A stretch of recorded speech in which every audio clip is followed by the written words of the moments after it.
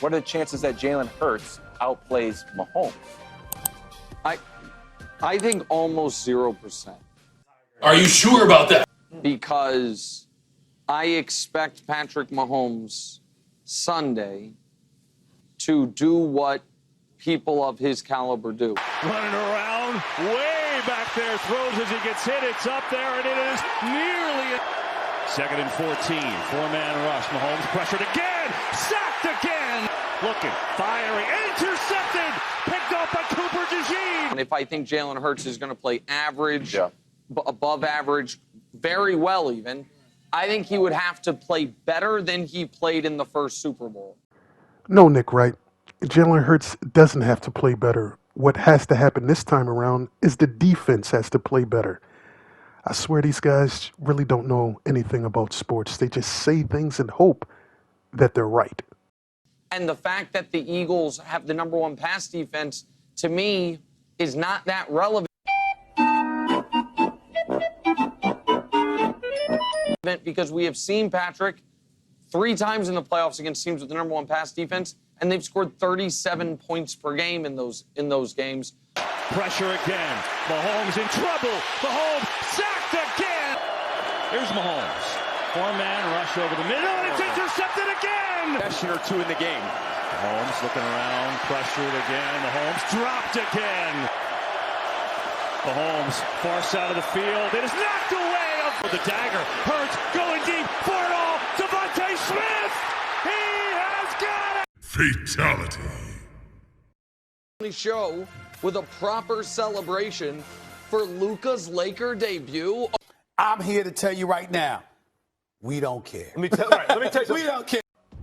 Nick Wright already starting with his little diversionary tactic to get out of this conversation of seeing his beloved Kansas City Chiefs get annihilated, destroyed, incinerated, just Thanos snapped from existence on the Super Bowl 59 field. That's how dominant my Philadelphia Eagles were against the Kansas City Chiefs, who were trying to make history. And the Eagles did America a huge favor by stopping this team from making history. It's just that satisfying for me as an Eagles fan. It's going to be interesting to see how he does in the offseason. I don't really want to get on Nick Wright so much because he was humble. The Eagles served him a humble piece of pie that he had to take with some ass whooping along the sides with the cake. Respect the Philadelphia Eagles, Nick Wright. You were talking a whole bunch of nonsense. You wanted to hop on the bandwagon, then hop back off for the Rams. And I'll give the Rams credit. They played Philadelphia tough.